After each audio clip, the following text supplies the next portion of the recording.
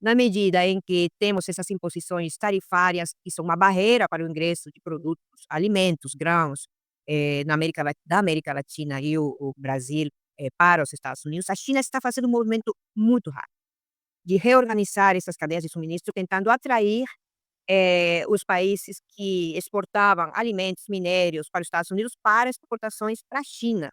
E o que a China está fazendo é reorganizar não só as cadeias de suministro, mas as cadeias de valor, coisa da qual a América Latina não está participando. Nós participamos na cadeia de suministro, mas ainda não temos consciência, não temos decisão política de participar nas cadeias globais de valor.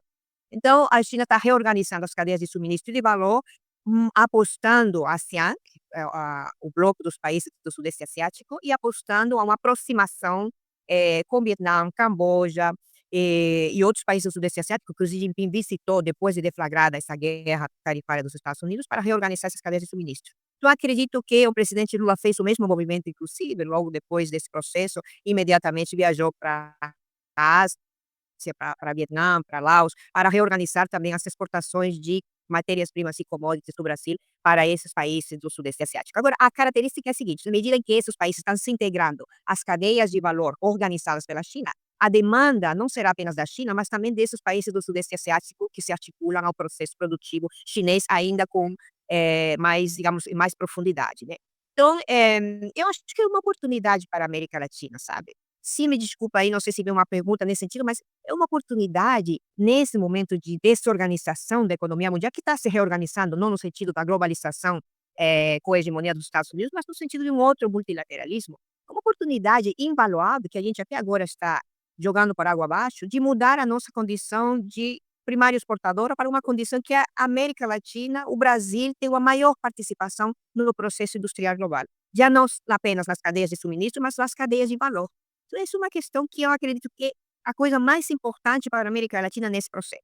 Por que mudar de destino de exportação dos Estados Unidos para os países do Sudeste Asiático, aprofundar as exportações para a China? Isso não vai trazer nenhum desenvolvimento para o Brasil nem para a região, né, em termos mais de projetos nacionais de desenvolvimento. Os investimentos chineses no porto de Xangai, no sul de Lima, na costa do Pacífico, os recentes acordos com o Brasil para desenvolvimento já não de uma ferrovia que una o Atlântico ao Pacífico, quer dizer, o Pacífico com Xangai ao Atlântico pela via de uma ferrovia que passaria pela Bolívia e daria como destino final vários portos brasileiros, em princípio Santos e Portos do Nordeste, já é um processo de preparação de uma infraestrutura para aprofundar o comércio com a América Latina, em primeiro lugar. Esse projeto já não é mais uma ferroviária, é um corredor vial que inclui estradas, trem de alta velocidade, ferrovia para transporte de mercancias. Então, isso o que que vai significar? Isso vai significar que a América do Sul vai se converter num polo importantíssimo do comércio mundial, não apenas como, digamos, destino das exportações chinesas, como a origem das importações de commodities e matérias-primas, mas é um projeto geopolítico de largo alcance, viu? Porque com isso se diminui a dependência do Canal de Panamá, se estabelece e se fortalece a infraestrutura comercial do Atlântico para o Pacífico, e aí temos 2 dimensões. De um lado, o mercado latino-americano, não é por acaso que a BYD vai começar a produzir veículos elétricos na Bahia, isso não é por acaso, a pretensão da China é, a partir dessa produção, abastecer o mercado brasileiro e todo o mercado sul-americano, né. O mercado mexicano significa uma fábrica da BYD no México para a América Central e o México.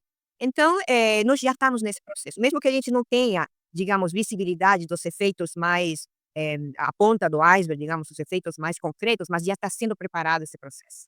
Ativos, no setor de energia e mineração, né, que isso é a base da, digamos, atividade extrativa. A China poderia, agora cabe ao Brasil, cabe à Colômbia, cabe aos países latino-americanos colocar isso como uma exigência nas relações comerciais e as parcerias, com a China. Por exemplo, a gente tem a nova fábrica da BYD, que em breve vai começar a produzir para o mercado brasileiro e além. Eu me pergunto, olha, será que tem um condicionamento para que a mão de obra seja 100%, 90% brasileira? Não tem. Será que tem um condicionamento para que tenha um processo industrial local, quer dizer, um conteúdo local, tecnológico, no Brasil? Não. Será que tem a solicitação, o pedido de transferência tecnológica para que o Brasil possa produzir partes da assemblagem do veículo? Não tem. Então, gente, nós temos ainda um olhar bastante primário exportador. O nosso olhar, a nossa ideologia, a nossa mentalidade inclusive governos progressistas, ainda está muito voltada para a nossa condição primária exportadora. Quer dizer, vamos negociar tarifas, vamos negociar realocação de destinos das exportações, mas das matérias-primas. Os grãos que produz o agronegócio, o minério de ferro, alumina, etc. Nem sequer mais o aço, né? Alumina e ferro, para que o aço seja produzido em outros países. Veja um exemplo interessante: a Indonésia. A Indonésia exporta 50% do níquel do planeta. E o níquel é um minério extremamente estratégico para os veículos elétricos, para as turbinas eólicas, para a infraestrutura de produção de energia solar. A Indonésia, há pouco tempo, proibiu a exportação de níquel como matéria-prima. Ela exige que a industrialização, pelo menos no primeiro nível, seja feita na Indonésia. Esse é o primeiro passo. Tudo bem, as empresas chinesas estão vindo à Indonésia para, a partir de joint venture, agregar valor ao níquel. Ainda não é uma cadeia que domina a Indonésia, que a produção é 100% nacional. Mas é um passo, né? Eu acho que esses exemplos são interessantes para o Brasil e para a América Latina. Quer dizer, não é possível confiar numa tendência automática desse novo cenário ajudar na reindustrialização do Brasil e da América Latina. Pode ocorrer o contrário, de fortalecer o papel da América Latina e do Brasil como exportador de commodities à medida em que a China precise substituir o próprio fornecimento norte-americano. Eu tenho um convencimento que nenhuma mudança é automática. Quer dizer, as condições estarão dadas, sim, muito mais do que em 2024, muito mais que há 15 anos atrás, as condições estão dadas. Mas se não temos, digamos, uma visão estratégica em relação à relação que podemos estabelecer com a China, e que a China própria declara, né, que é uma relação de benefício recíproco? Uma relação onde a riqueza da relação econômica e comercial se distribua mais ou menos equilibradamente entre 2 países ou 2 blocos. E exatamente o que nós estamos fazendo, não é o perigo que vem pela frente, é o que já estamos fazendo, Breno, é reprimarizar a nossa pauta exportadora para a China. E esse não é um processo de 2025, não é um processo pós-tarifaço de Trump. É um processo que a gente observa desde o início do século XXI. Em 2004, do total das exportações da América Latina para a China, 38% eram matérias-primas. Hoje em dia, 85% a 87%. E Brasil liderando essa condição primária exportadora em relação a outros países da região. Então, essa é uma preocupação e uma situação bastante grave, que isso se aprofunde ainda mais com essa reorganização, por isso faço essa diferença das cadeias de suministro e não atinja a necessária reorganização das cadeias de valor, dos quais países como o Brasil e outros países da América Latina deveriam ter um grande interesse, né, de mudar esses termos de intercâmbio com a economia mundial. Temos condições, temos uma economia nos Estados Unidos que está extremamente vulnerável e olha, vamos acompanhar os próximos meses até final do ano, é uma economia que vai ter que enfrentar as consequências das decisões desde fevereiro ou março desse ano até final do ano, que eu tenho a ideia de que serão opostas àquilo que o Trump ofereceu. Diminuir a inflação vai aumentar e vai aumentar galopantemente. Industrializar o país, bom, o país está se isolando no mundo inteiro, com poucas fracas condições de industrialização, no momento que perdeu capacidade industrial colossalmente nas últimas 3 décadas, por exemplo. Então, é um momento especial, um momento da história, sabe, que ou você se sobe ao trem ou você vê o trem passar e fica numa condição ainda pior. Esse é o grande dilema que nós temos nesse momento.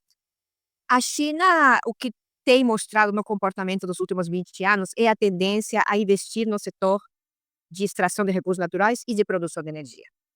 Mas ela vai mudar, as necessidades da China vão mudar nos próximos meses, ainda com mais, digamos, de maneira mais enfática. Primeiro porque existe uma grande pressão ambiental pelo modelo industrial desenvolvido pela China até agora, de grande parte da agregação de valor se produz no seu território continental. Por isso que a China está fazendo acordos comerciais para exportar parte dessas cadeias de valor que ela domina para o Sudeste Asiático. E pode fazê-lo muito bem a com o Brasil e com o resto da América Latina. Quer dizer, a situação de uma uma tendência que a China precise fazer esse movimento está dada, né. Primeiro pela pressão ambiental, segundo pela dependência de uma matriz energética ainda muito ancorada no carvão, por exemplo, né, e nos minérios fósseis, apesar da grande produção que a China tem de energia renovável e limpa, mas ainda tem uma pressão muito forte para as fósseis, da qual a China quer processo que a China quer mudar, né. E nós temos aqui na América Latina qual é a mudança em relação ao projeto industrial da China? A China não quer mais exportar veículos elétricos para a América Latina. A China quer começar a produzir na América Latina para o mercado local latino-americano. E essa é uma mudança que vai exigir também uma mudança de estratégia do tipo de colaboração que a China tem com a região. Então, essa condição eu acho que está dada, quer dizer, a tendência levaria a China a, por exemplo, promover transferência tecnológica para que exista uma produção, de valor agregado local. A tendência seria que a China comece a investir em em projetos industriais, não apenas em projetos extrativos. O problema é que, para isso, você tem que ter como contrapartida um governo convencido, com uma mínima ideia de projeto de desenvolvimento nacional e de industrialização, para ser capaz de acompanhar essa parceria. E exatamente nesse aspecto político, ideológico também, eu acho que está a principal barreira.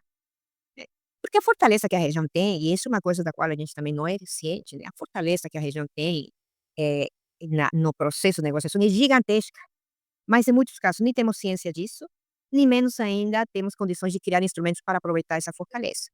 Estamos muito marcadas por essa mentalidade primária exportadora. Eu estou falando de fortalezas como as reservas de recursos naturais estratégicos para todas as cadeias de baixo carbono, que a gente vê como um cenário futuro, em primeiro lugar, a possibilidade de uma sustentada produção energética limpa na região, o que, veja bem, isso seria uma questão para atender as demandas da Europa, dos Estados Unidos ou da China. Nós não temos, de modo geral, um problema de uma matriz energética suja.